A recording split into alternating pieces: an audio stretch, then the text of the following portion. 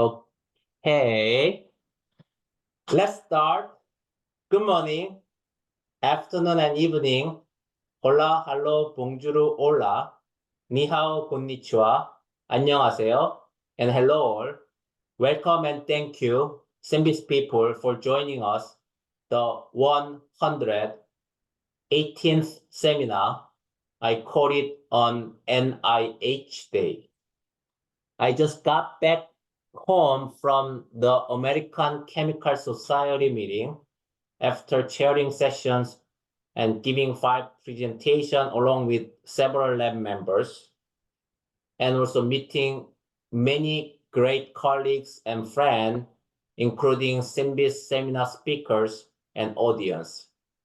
It is always great to catch up with great colleagues and also especially young researchers and discuss science and life. I will see more people next week during the Build a Cell workshop at J. Craig Venter Institute in San Diego. Why not? With the ocean. I don't have ocean in my home here. And also my invited seminar in Miami, another place with the beautiful ocean.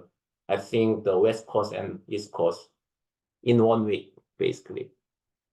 I only slept a total of 12 hours for last 4 nights, meaning 3 hours a day, 4 days in a row on average. But I'm so excited to have today's speakers and also embark on more trips next week and the following weeks as well.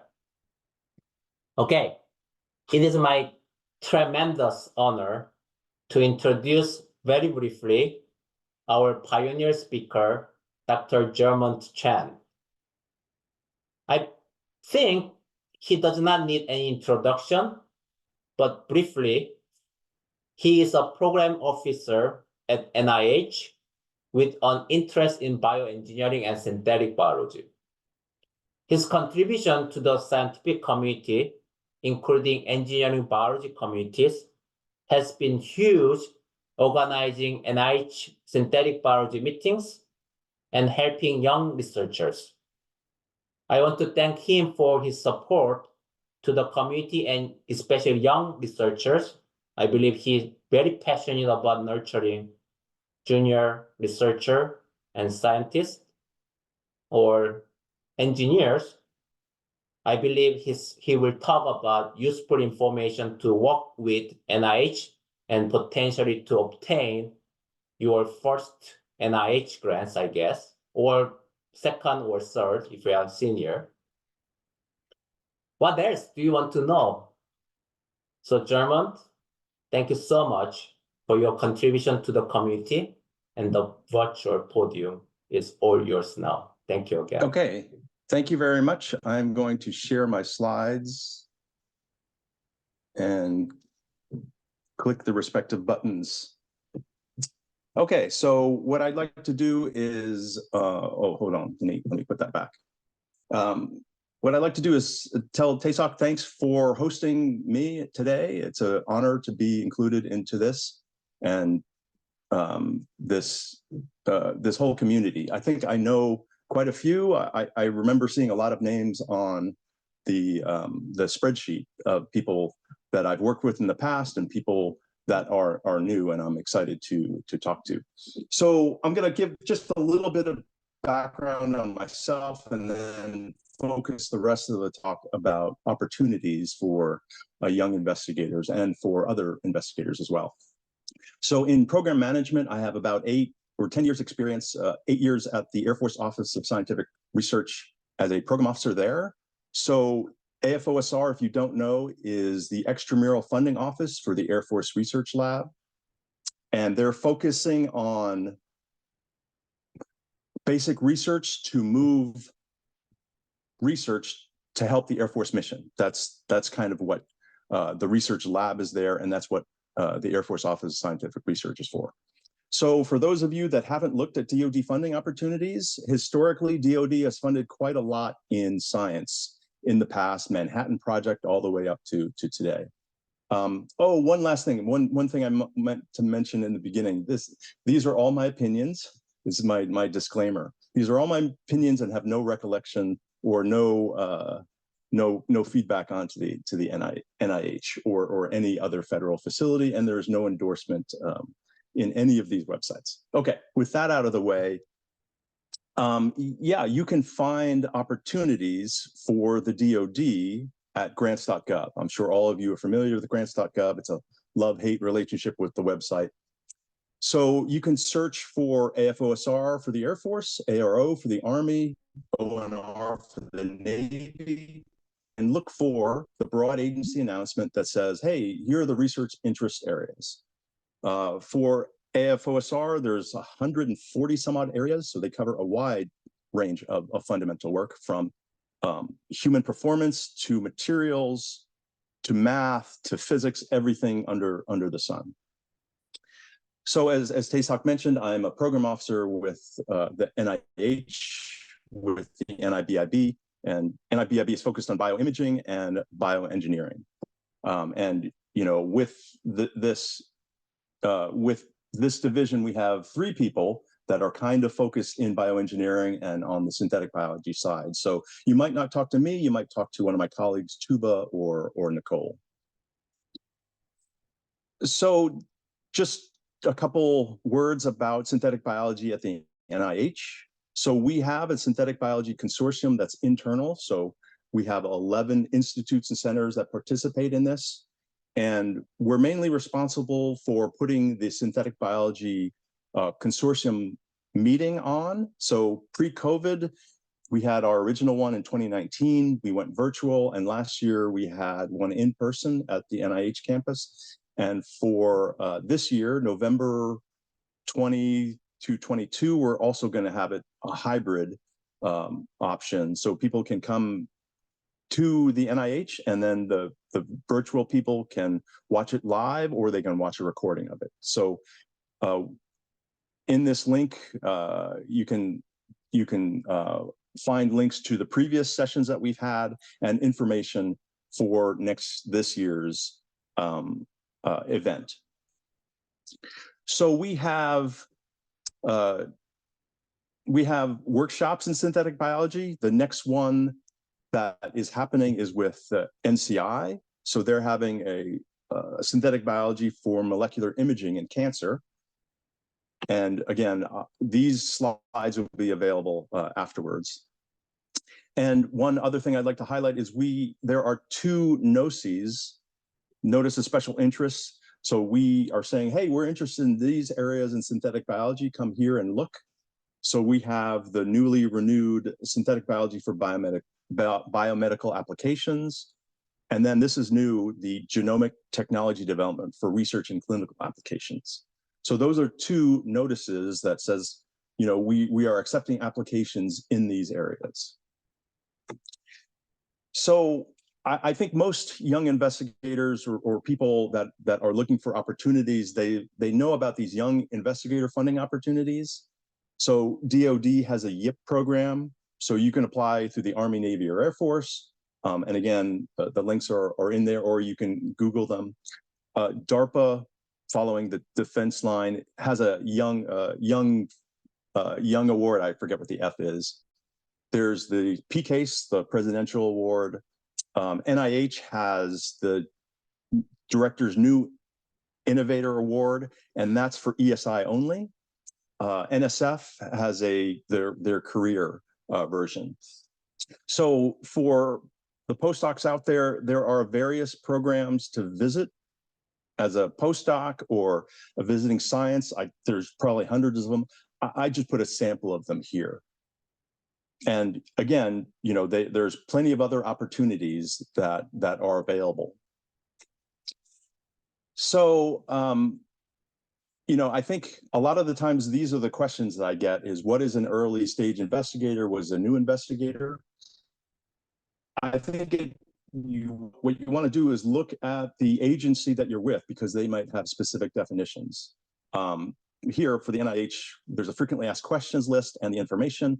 From my understanding, early stage investigator is 10 years within your PhD postdoc / clinical rotation. Again, don't take my word for it. Look for the actual comments. And a new investigator is someone that hasn't received a major NIH grant. You can be outside of the 10 years from your PhD, postdoc, whatever. But if you haven't received a large grant from the NIH, then you're eligible. Because what we want to do is we want to make sure that people who are experienced but want to use their technology for medical purposes, they have an opportunity to do so. Other things for early stage investigators, volunteer to review at an NIH study section as an early career reviewer. So I think this is valuable because you get insight into how we make at least the SRO, the Scientific Review Office process, how we make the decisions, how your application is scored. So I think these, again, Google, and you can find it out here. I would, talk to a workshop organizer and say, hey, I'd like to volunteer for the committee because this can help you get exposure. I think Corey Wilson is leading SEED this year in Atlanta, and I forget her name. Who's leading it at Maman SynBYSS? Oh, Katie Galloway from MIT. So I think that's something that you can also do. Other things, administrative.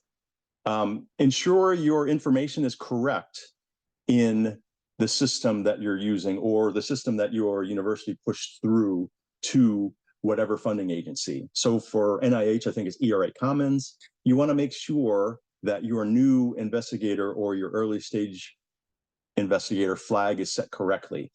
Because if it's not, then we have to make a determination based on what's in the system. So if you are one, but your data shows that you're not, then you're not. So just double check that and do that for all the organizations that you are looking to get funding from. Read and understand all the NOFOs. I know the NOFOs are not an easy thing to understand. So NOFO is the new name for a FOA. So we've aligned our name with the NSF. So it's Notice of Funding Opportunity. So that's why we've made the change. But what I would do is definitely make sure you read it, especially to see if the IC, the institute that you're interested in applying to, is on the NOFO, what the eligibilities are. Are there any specific requirements? Preliminary data, how much preliminary data? So yeah, you have to wade through that, but all the definitions should be in there. And if you have a question, all the way at the bottom of the NOFO, there should be some point of contact for the NOFO or for the specific area that you're interested in. Websites are your friends. The NIAID has a great website that has sample applications for R01s, R43s, whatever. It's there with a summary statement. So if you haven't seen a summary statement, they have the application with the review on there.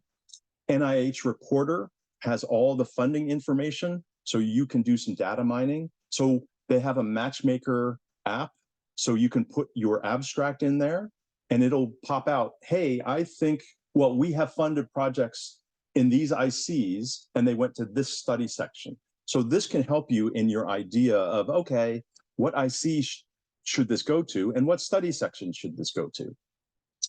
And the NIH CSR website lists all the study sections. There's 170. It changes by the day, I think, but there are quite a few study sections, and they list what they're interested in, and they list overlaps. So again, you can also look to see where your project can fall in on the study side. The last thing on this slide is, understand the roles of each person on the staff at the NIH. So the program officer, myself, we look for mission fit.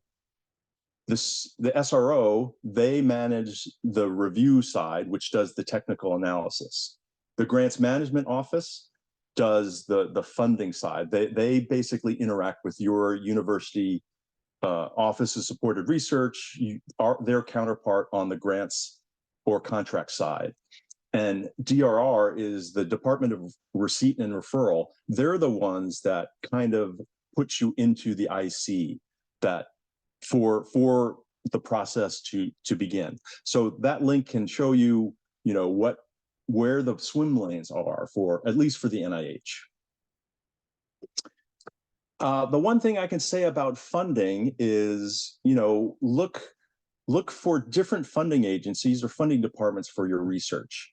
So I think in the past, you could depend on one agency to fund you basically for 20 years. At AFOSR, I know some program principal investigators who are funded by them for 20 years. That's not so much the case anymore. But what I would recommend that you do is, you can bucket your path forward by fundamental research, applied research, and kind of nonprofit, because this is how I think you can divide and conquer. So one of my fellow program officers put up a slide of one PI, and it listed, I think, 8 or 10 different funding agencies. So I would encourage you to do this, and this isn't an all-inclusive list. On the fundamental side, look at the NSF, NIH, ARPA-H, DoD, also DARPA, Department of Commerce, NOAA. On the applied side, NIH, again, we do a little bit of both. DoD and DARPA, the Veterans Administration, they also have funding. Gates, Chan, Zuckerberg, Broad, all those big names on the nonprofit side.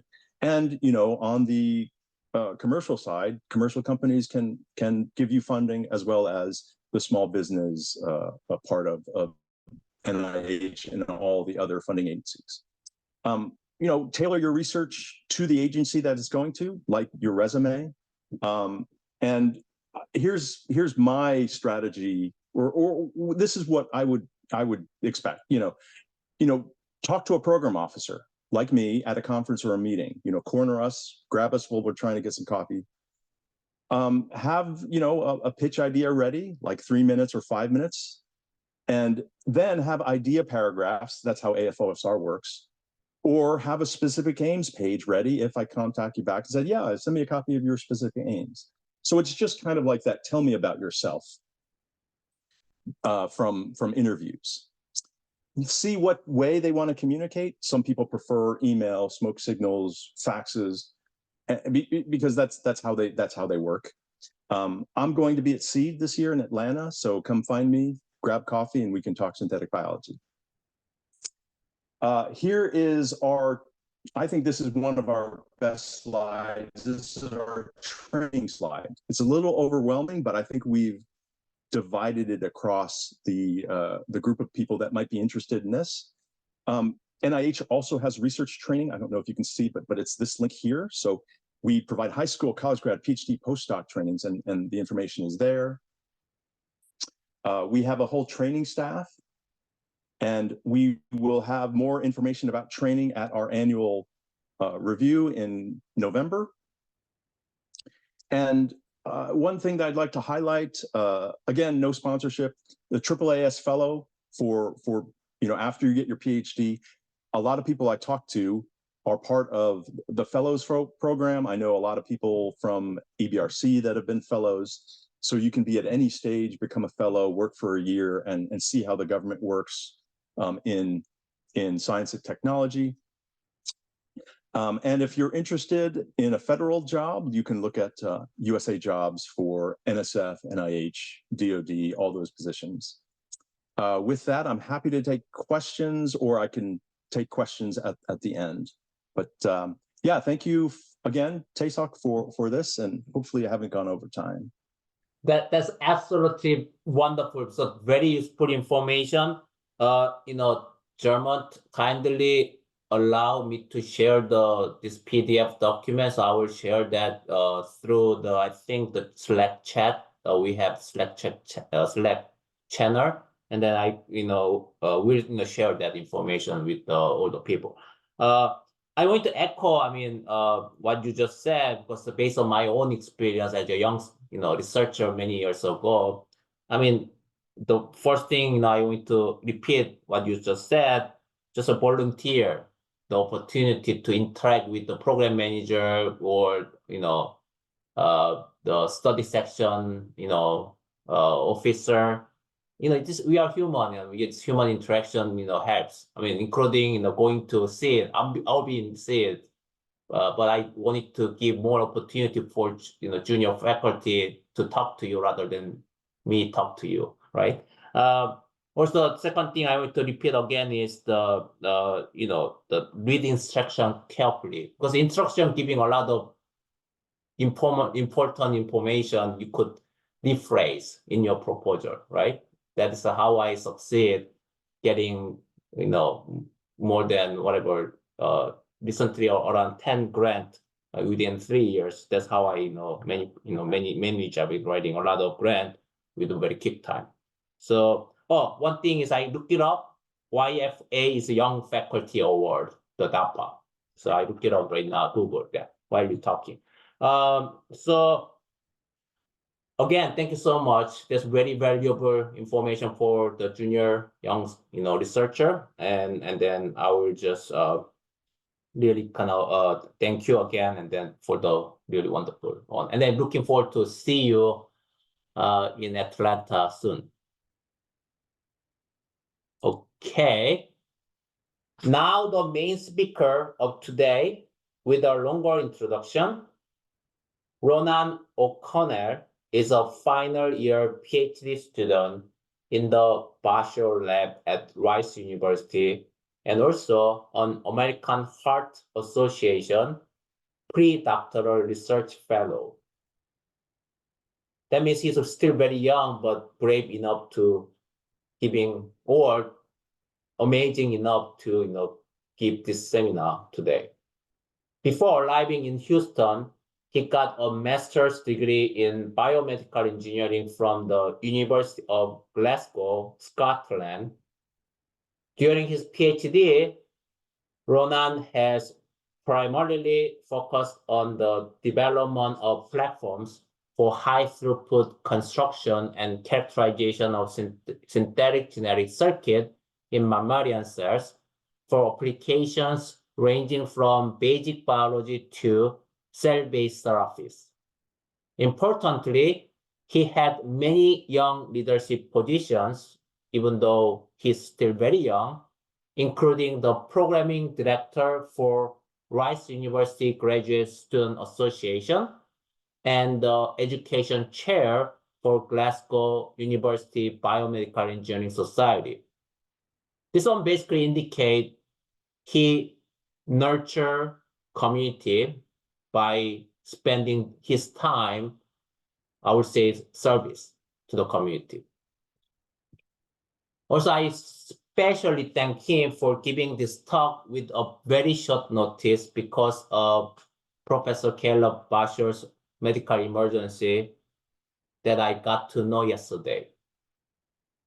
I want to say one thing to young people, or I want to give some advice. If you see an opportunity, be brave and take it as he did. That rare opportunity may change your career very positively. I'm talking about even interacting with one of the program manager at NIH that potentially lead to easier or earlier NIH R1 grant in the future. So Ronan, thanks so much again for your time today and your quick response yesterday while I was traveling. And actually you saved my day yesterday. And please take it away. Thank you. Yeah, thank you so much for the opportunity. I'm going to share my screen now and let me know if there are any problems seeing what I'm putting up. Wonderful. Is that good? Great. Okay. Yeah. So thank you so much for the opportunity. I'm really excited to present to everyone, and hopefully people see this in the future on YouTube. Yeah. Today I'm going to talk about some of the work we've been doing in the Bashor lab on ultra high throughput mapping of genetic design spaces. And so if you have any questions outside of the talk, you can feel free to follow this link to our bioarchive. So I quickly want to give a quick overview of the Bashor lab and kind of what we do. We're located at Rice University in Houston, Texas, and we're a synthetic biology group. And our goal or mission is to build platforms to understand how genes are regulated and to construct the next generation of synthetic regulatory programs that can have impacts in cell-based therapies, environmental sensing, just an array of applications in the kind of biological biotechnology spheres. So I want to give, first off, start with my acknowledgements and thank Caleb for supporting all of this work and his involvement, his investment in us. I also want to thank the co-author of the paper, I'm not sure the co-first author, Kshitij Rai, who I developed the platform alongside over the past 2 or 3 years, and he's really spearheaded all of the machine learning work and started that up in our lab that I will explain kind of towards the end of the talk. So yeah, a huge thank you to him, and also thank you to everyone else in our lab, our collaborators, and the American Heart Association for their support during this. Okay, so I think we all know that cells have this incredible capacity to sense diverse stimulus, to process quickly that stimulus, and to respond in an equally diverse manner to signals in their environment. And this makes them very impactful agents for a diverse range of applications. And recently, there have been an increased effort made to engineer this behavior and attempt to use different genetic engineering or other engineering efforts to basically apply user control to cells' sense, process, and response capabilities, their existing capabilities for applications in biological research, health and disease, bioproduction, climate change, and a number of other different application areas. Synthetic biology has offered an important framework for engineering this behavior. So over the past 2 decades, synthetic biology has been hyped, it's been criticized, but overall it's emerged as a field that has made good on a lot of promises to provide frameworks for precisely and predictively controlling biological function. The design, build, test, learn cycle is a fundamental and central component of these frameworks, and a lot of the, and a very enabling feature in the success that has allowed us to essentially start with beginning or initial designs and slowly work our way iteratively towards target behaviors. Synthetic biology has produced a number of incredible successes and has clearly changed the way we think about cells as biological systems capable of computation. So I've highlighted some examples here. For example, the ability to synchronize population levels, genetic control of cell growth. So 2 cell populations interacting very, very precisely with one another. Combining synthetic components to model complex biological principles in yeast. And then even, clinical trials, or moving towards clinical trials with engineered bacterial strains for sensing and reporting on inflammation or other diseases. Yeah, and the majority of these successes have been seen in microorganisms, where an increased experimental pace and scale, in combination with a much deeper understanding of the biology of those systems, has led to a technical mastery. On the other hand, mammalian synthetic biology has moved more slowly.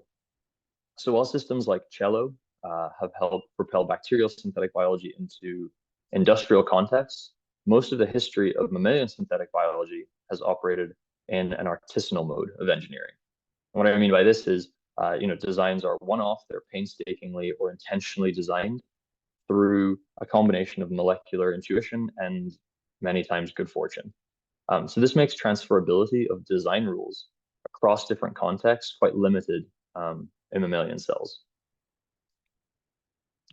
So the 5 hard truths of synthetic biology were brought up in 2010 in a Nature editorial article by Roberta Kwok.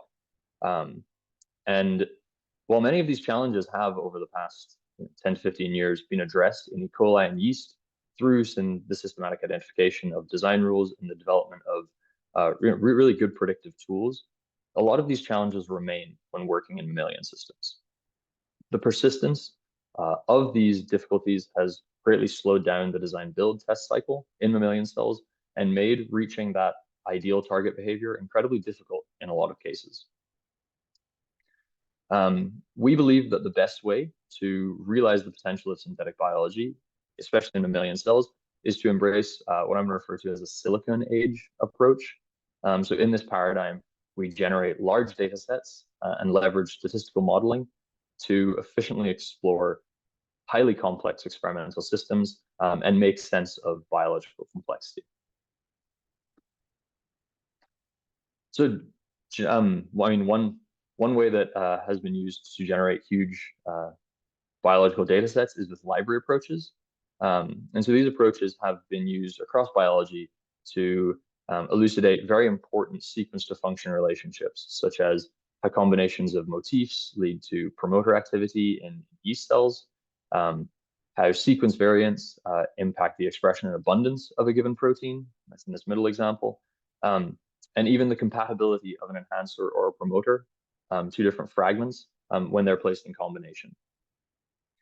However, while this enables rapid construction and testing of large sequence spaces, the scale of these experiments has been limited by the scale and the scope of these experiments has been limited by the sequence lengths and dimensionality limitations of these strategies. And what I mean by this is that with the majority of library style MPRA assays, the sequence length limitations essentially define what can be characterized and what can't be characterized. So in this plot here, we see that there is kind of a cutoff around transcription factor binding site arrays, or just before open reading frames, where the length limitations of Illumina sequencing modes essentially make it so that large components such as enhancers, multiple expression units, insulated neighborhoods, topologically associated domains, like very, very large scale biological regulatory motifs cannot be investigated using standard MPRA or library style approaches. And so what we're currently met with technologically is that, as I said, Illumina has this incredible ability to allow us to explore huge libraries that are on a scale of millions to hundreds of millions of members. However, the length of the components that can be diversified is very short.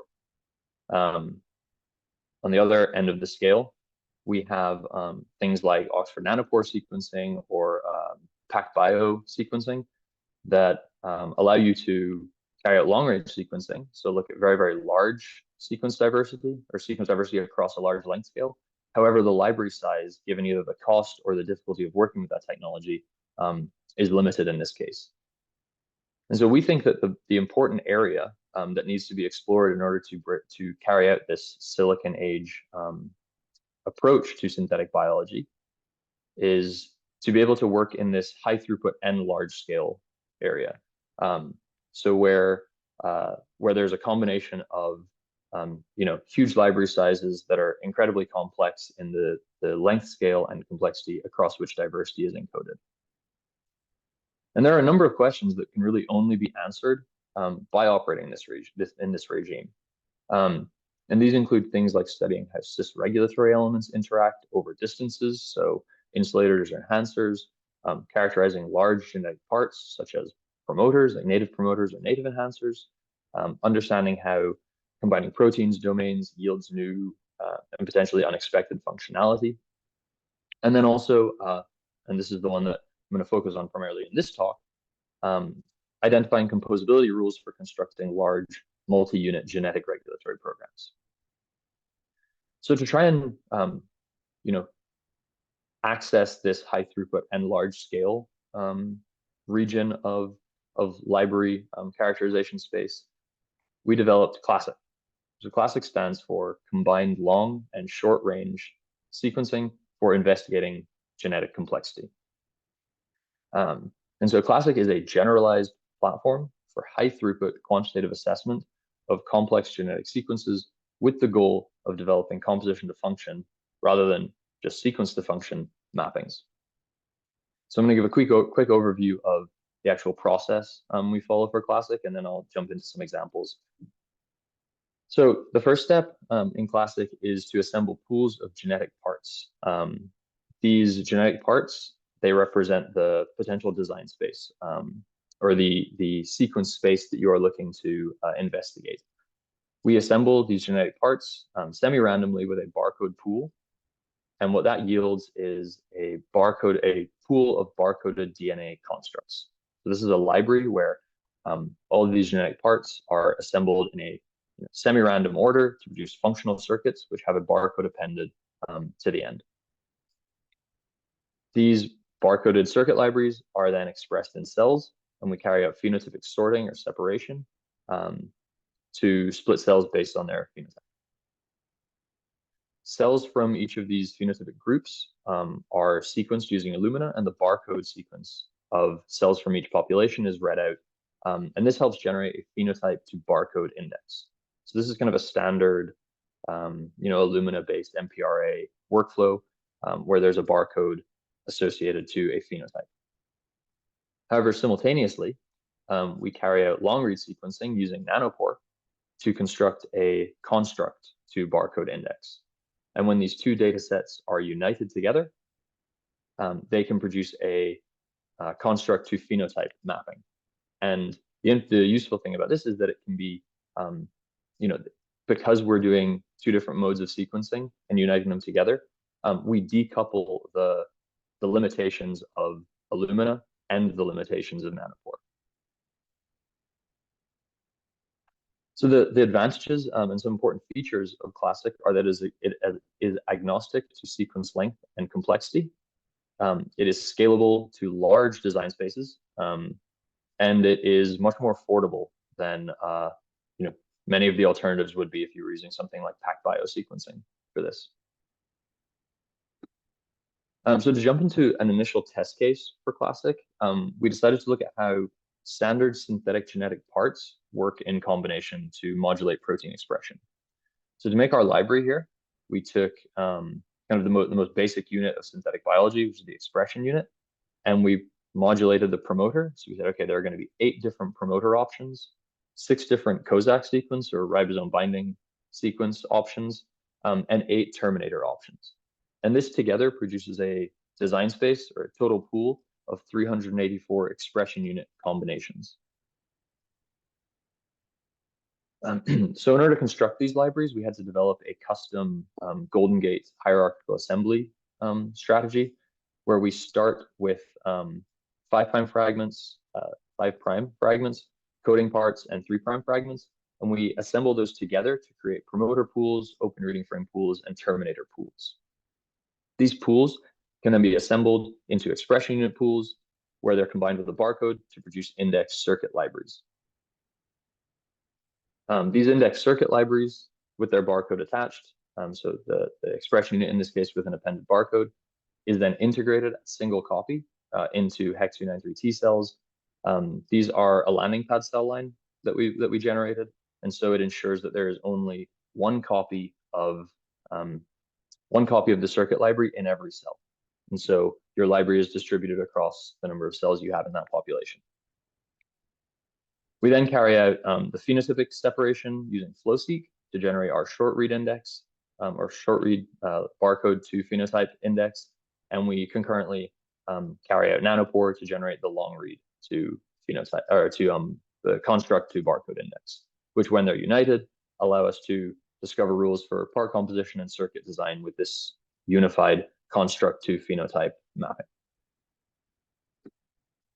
So returning to the 384 member library, or this basic test case for Classic, as I said, we assembled a pool of 8 promoters along with 6 Kozak sequences and 8 terminators to yield an expression unit pool containing 384 possible compositions. These compositions were combined with a barcode pool to generate a barcoded library of 384 different units. After doing nanopore sequencing on the barcoded library, we were able to identify 100% of the combinations. So every one of the 384 compositions was present in the resulting pool. And the overall imbalance, as we refer to it, or the difference between the least frequently identified member and the most frequently identified member, was only 70-fold, which in this scenario we deemed quite good. So we then took that library and using our landing pad system, expressed it in cells, that single copy, and that produced a distribution of expression levels for the mRuby. So there's clearly some interaction between promoters, Kozak sequences, and terminators that yield different expression levels depending on which of the 384 combinations were present in the cell. We sorted these into 10 different bins based on their mRuby fluorescence level, and then we carried out short read amplicon sequencing on the barcode region from each bin. We then aggregated all the barcodes that map to a given library variant in order to generate an expression distribution for that variant. In doing this, we were able to then compare our classic measurements on the y-axis to our mRuby isolate measurements, or individually measured cell lines that contain a known expression unit in them. And we see really, really good agreement between the classic measurements and the isolate measurements. And this is just kind of confirmed when we computationally recreate those distributions using all of the barcode, like aggregating all the barcodes associated with a given variant.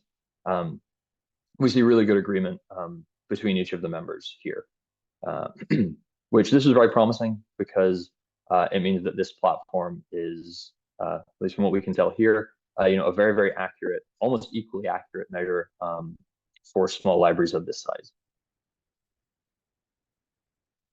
So we then wanted to show that classic measurements are reproducible and robust. And so we took the same library and we sorted it 2 different times. And what we see is very, very good agreement between our first sort and our second sort for the same library. And that's to be expected. We're essentially here showing that, the sorting, that the difference between the results we're getting for each sort is very, very minimal. The next step, though, is to show that the whole process is reproducible. So if we take, if we make the same library twice and carry out the entire classic process twice, do we get that same degree of reproducibility? And it looks like we do. So classic as a process at this scale is highly reproducible. So we were then able to pull out of those 384 members, we were able to identify kind of the contribution of each of the promoter, Kozak, or terminator feature to expression. And so just as an example, what we see is that promoters provide coarse grain tuning of expression level. We can see that for 3 different promoters here. That Kozak sequences can be kind of described as almost like a fine grain tuning method. And then terminators, which seem to be kind of the least effective in tuning expression, provide almost like a super fine tuning knob for expression. However, the real power of classic is the ability to assess all of these at the same time. So to simultaneously characterize multiple changing genetic parts or genetic parts across multiple dimensions. And so this is the all 384 members of that classic library mapped with their, they're mapped by their promoter, terminator, and Kozak combination. And what we can see, very interestingly, is that it isn't necessarily monotonic for each grouping. So there are cases where a particular promoter, Kozak sequence, and terminator combination will perform either better or worse than I think would be predicted just based on kind of a linear relationship where there's an additive effect from each of the components. So there does seem to be some interaction between these components. We need to dig more into what that is, but it does seem to be related to the kind of the combined contribution of each component in a very context-dependent manner. So after showing that classic works at smaller scales, so for the hundreds to thousands member library, we wanted to scale it up and see whether classic also can be applied to much more complex design spaces. And so we looked to the tamoxifen inducible activator circuit, or 4-OHT inducible circuit. And in this case, it is a functionally simple design where we have a synthetic transcription factor and a reporter. The transcription factor contains a zinc finger DNA binding domain and is exported from the nucleus by default. So in the absence of 4-OHT, which is the small molecule input, the transcription factor should be exported from the nucleus and not able to access its reporter. So we should see no expression of GFP, which is our reporter output here. In response to an addition of 4-OHT, the transcription factor translocates into the nucleus where it combines to its binding sites and activate expression of a GFP output. So what we expect to see here, or what we would like to engineer, is a circuit that in the absence of 4-OHT has very, very low basal signal. And then in response to addition of 4-OHT, we see very high induced signal, giving a large fold change. And while this circuit architecture is surprisingly simple, there are a number of components that can be diversified in order to produce different behaviors. And so in this example, we diversified the transactivation domain in the SynTF, or the synthetic transcription factor, the IDP, or the intrinsically disordered protein region, the affinity with which the DNA binding domain combines to its reporter array. We also changed the expression level using a combination of promoters and terminators of the synthetic transcription factor. And in our reporter array, we changed the number of binding sites, the core promoter being used, and additionally the spacing between the two units and their orientation. So whether it's the reporter or the SynTF coming first, and how that makes a difference. So this is a very simple, functionally simple circuit, as I said. However, the combinatorics, when you introduce just 3 to 4 components for each position, leads to a total design space of almost 166,000 combinations. So this was an excellent test case for Classic, because we wanted to see if we could, from this, identify some sort of design rule or trend that tells us, kind of how to engineer high fold change behavior. So following a similar procedure that I mentioned previously to the 384 member, we started with our protein domains, so the protein domains that make up the synthetic transcription factor, and we assembled pools of protein domains to produce pools of synthetic transcription factors, which we were then able to combine with pools of reporters. These pools combined together, along with a barcode, to generate the 166,000 members of this design space. And so what we ended with was gene circuit pools, which have a barcode appended at the end. And again, following a similar protocol, when we read this on the nanopore, we were able to identify about 95% of all of the variants in this pool, with, again, approximately just over 100-fold imbalance, which was incredibly impressive or surprising to us for a library of this scale. So we then took that barcoded library and we integrated it at single copy into our lining pad cell line and produced a distribution for the, in the absence of 4-OHT, which is the dotted line, and in the presence of 4-OHT, which is the solid line. And you can see that there is incredibly diverse behavior from this library. We carried out a flow-seq experiment, again, similar to what I described previously, where we sort cells from each bin, sequence their barcodes, and then aggregate the barcode counts. And similarly with our 384 member library in the previous example with the expression unit, when we compare our classic measurements on the y-axis to our individually constructed variants, we're able to see excellent agreement between the fold change of the two different measurements, which again was very, very reassuring for us with this process. And when we recreate distributions based on barcode counts, we again see very, very good agreement between the two values for their basal, their induced expression, and also their fold change. So this was very good, and we were able to move forward. So while this was, I think the measurements that we were able to obtain in Classic are very high quality, and that was, very reassuring. However, what we really wanted to do was try and learn, see if we could use Classic to learn design principles for engineering productive genetic circuitry.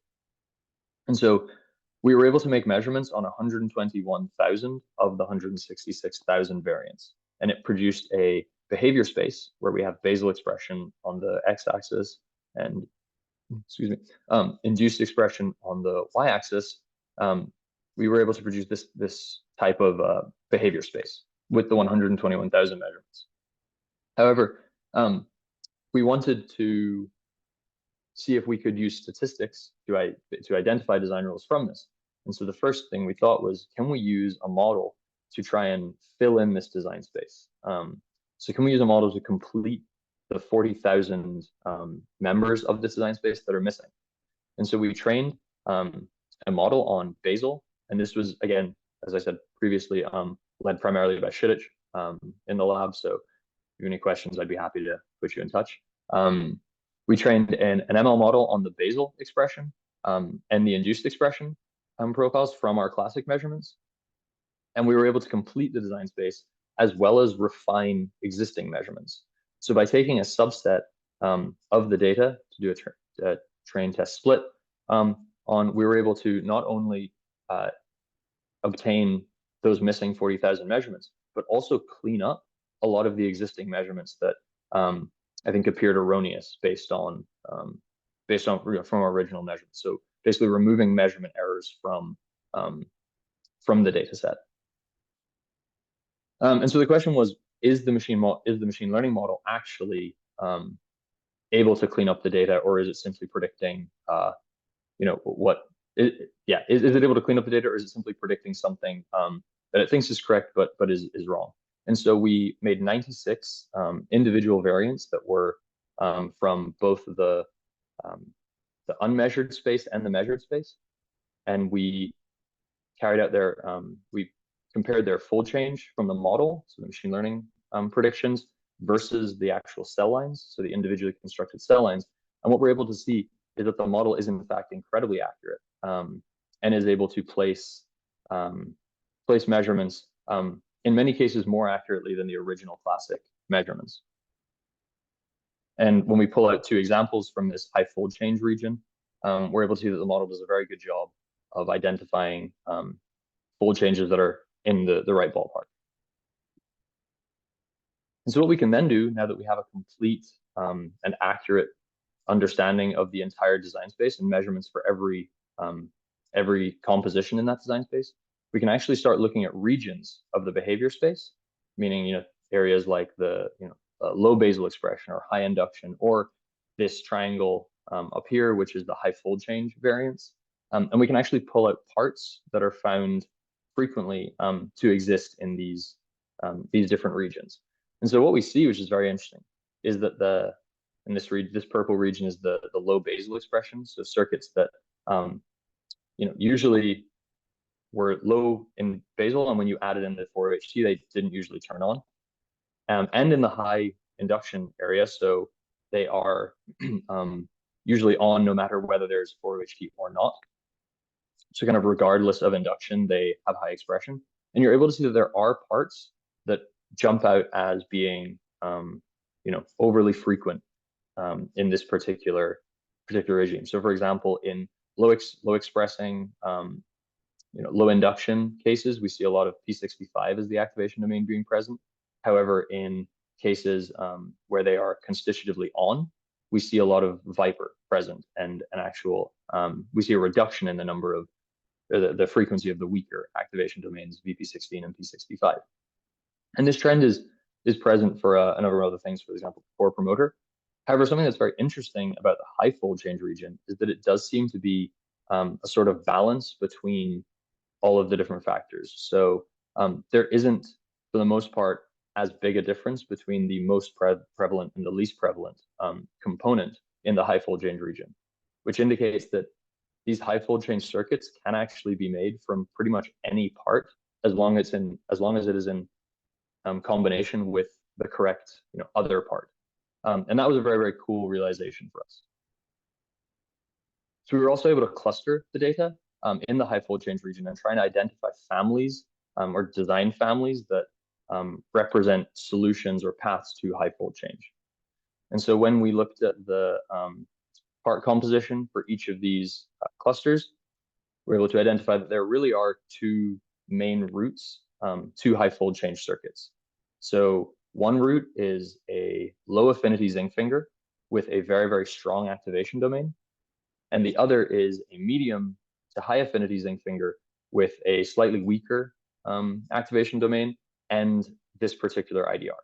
And so we need to do a little bit more digging into exactly what that means, biophysically. But it's very, very cool that we can pull out these two design families as clear winners, and the best paths to high fold change behavior.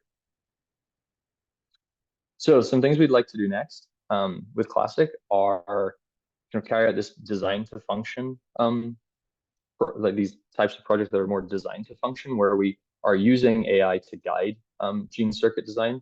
So where we can, like I showcased at the start, in this silicone era mode of engineering, we can step from across design space in large sections, so scanning design space more effectively and expanding the design space using AI and machine learning.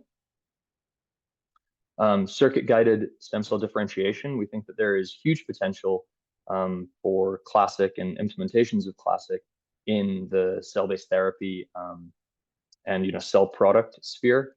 And this does not limit itself to stem cells. We also think that this could be very, very useful. And we have work going on at the moment in all three of these groups in the lab.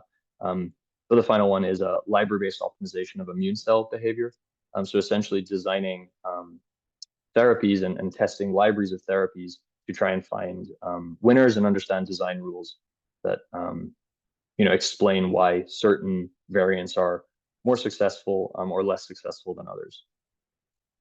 And I think with that, that is everything from me. So I'd be happy to take any questions. And thank you everyone for listening. Fantastic. I absolutely amazed by your talk. I actually started my mammalian synthetic biology work around 3 years ago, but it's damn hard. It's too slow because I'm a bacteria person last 20 years. But you are brave enough to just take on this kind of wonderful project. Another thing is I love the name Classic. When I heard Classic, I thought this old school technology, but it's futuristic. I mean, this is very much futuristic, and there are a lot of applications. Jermont, I want to ask, you have any comment, question, anything? Yeah, so I'm looking at bioarchives. It looks like this paper was there. I don't know if there's an update. I'm sure it's published somewhere. Yeah, so we're actually in the revision process at the moment. Okay. For it. Yeah. Yeah, we have originally put it out in March, and then in July we added an update. And we're in the revision process as we speak. Welcome to the revision, the world. It's not fun, but also worthwhile. Yeah. Oh, so wait, sorry. Can you say that again? No, I said, I mean, the revision process is long and painful, but at the end of the day, you will get reward. I mean, that's my point. Yeah. Yeah, that's our hope. That's our hope. Yeah. So, the Jermont, do you have any comment or question or anything other than you just mentioned? No, I mean, I think the application, the last slide that you said about the immune cell therapy, that's definitely interesting from the side of the NIH. I would recommend that you take a look at the K99R00s and look at the training slides, and we can have a conversation on that. Okay, thank you. Wonderful. So in that case, let me ask some questions. So I'm fascinated. I'm still learning. The mammalian synthetic biology is still new to me. Even after 3 years of struggling, I should learn more. So you lay out some challenges earlier on. I think the 5 challenges, whatever. I agree that that's kind of what I heard when I attending mammalian synthetic biology meeting. I think virtually 2 or 3 years ago. I don't remember exactly. How we gonna? You can touch some of that. How we gonna solve that problem, including using cello, AI, etc. Mm-hmm. But could you kind of think about what kind of breakthrough technology potentially kind of jump the next step or next stage rather than you kind of still doing, I call it, some of our work is, I call art rather than engineering, because we are still doing try and error type of research rather than real for the engineering. So could you kind of comment on that one? That's not easy question Mm-hmm. to answer, but I want to hear your perspective because you are more expert than myself. Yeah, I mean, I think a lot of the advances, and I think I'm thinking along, I don't know, I'm maybe maybe I'm focused on something in particular at the moment, but I think that a lot of the advances at the moment can come in leveraging data we have and we've already collected, and yeah, I guess getting more comfortable using AI approaches, so machine learning in general, and leveraging a lot of the data we already have, as well as the technologies for generating new data, and kind of combining that together to produce models that are kind of more generalizable, more kind of universally descriptive.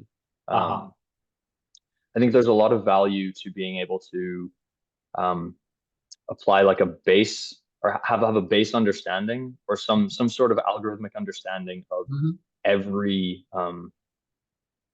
every component. I think context is such an important feature and such a complexity and confounding factor in engineering biology, that a model that can take into account context that we're not even aware of.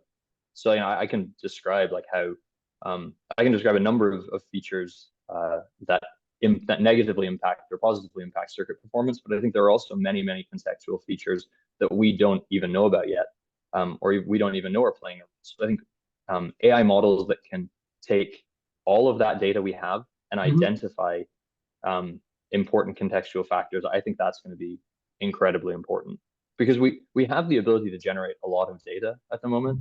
And so I think we should use it. Well, wonderful. Yeah. So I only asked that type of tough question to somebody who could handle. You handle beautifully. And I think I had asked a similar question to Ron Wise.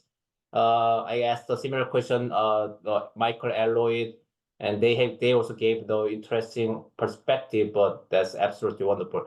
Jermont, you could say anything and anytime without raising your hand. Yeah, sure.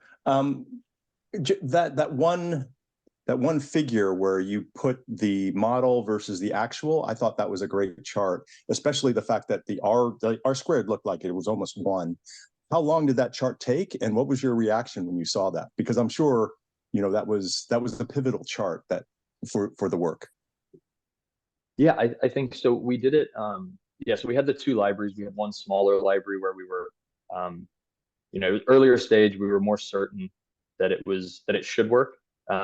Just because we thought, okay, if worst comes to worst, we can build all 384, and we can measure every single variant and compare it to all of our classic measurements.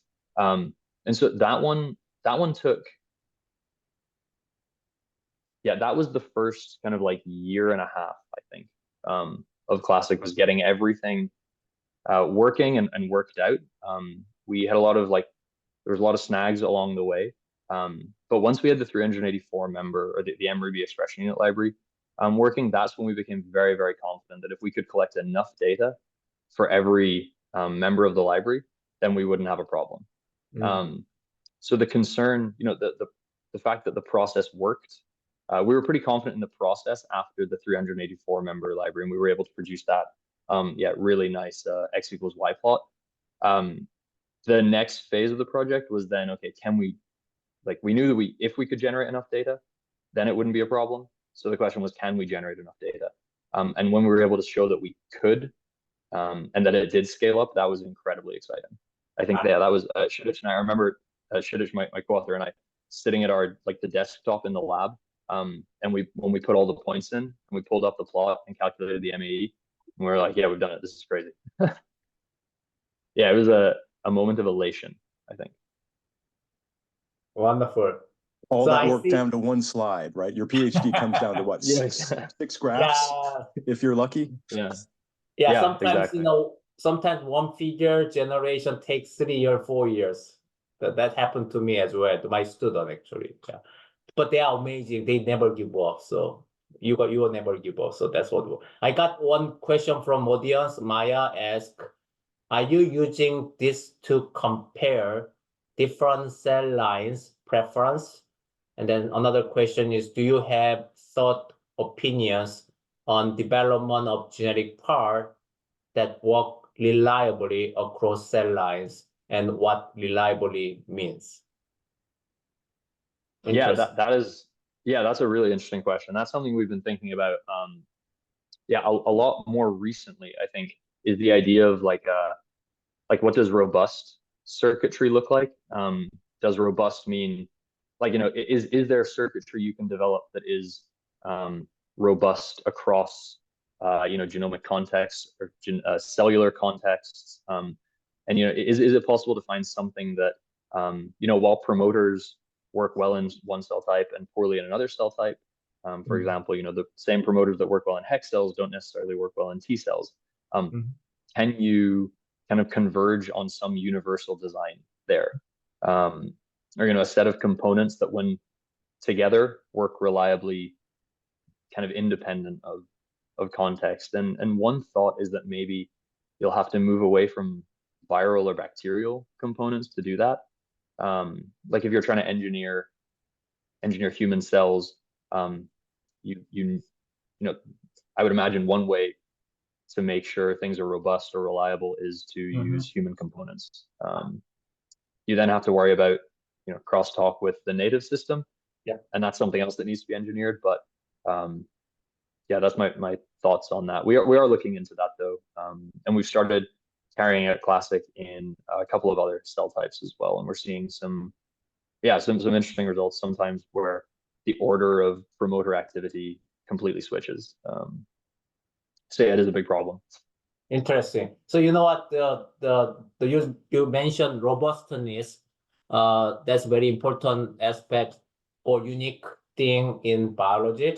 And recently I actually published one paper. I call it 7 governing principle in biology, because I try to think of, actually that's my 30 years of fermenting ideas. What is the governing principle in biology unique to the biology? Like physics has, energy conservation. Quantum mechanics has uncertainty principle. Chemistry has equilibrium whatever principle that govern entire system. What is the biology principle governing every single thing? I come up with some, and then I ask hundreds of people's opinion, and finally I found 7. One of them was robustness. Because that's unique to the biology. Basically entropy decrease inside, but increase outside. That's kind of sort of another, analysis. But absolutely, if somebody figure out governing rules that are applicable to entire system, I think that person will get the Nobel Prize in the future. But yeah, I think there are people working on it. Pardon? I think there are people working on it. So, a lot of people working I think on it. We may not be that far. Yeah, a lot of people working on it, but not necessarily people talking about governing principle or governing rule unique to the biology. But I realized after 30 years of fermenting the same question, try to answer, but I come up with 7 principles. Rather than solving that problem myself, I want young people solving for me. That's why I put that opinion article in the literature. Now I realize we are way over to, and then I believe I need to let the German go to take lunch break, I guess. So let me double check. We have another question from audience. I didn't see. Okay, so now let's officially end today. So thank you all for joining and staying today. We will meet again on March 28th, Thursday, the same time, the same Zoom link. We'll have Professor Chris Rao the Chemical Engineering Department Chair at UIUC, University of Illinois Urbana-Champaign, and Professor Seung-Hyun Sim at University of California, Irvine. As usual, the follow-up informal chat will occur without recording. Please stay here if you are interested in chatting with us. I will promote you to panelists who can speak and show your handsome and pretty faces if you wish. And thanks. I will stop recording. Just give me 1 second.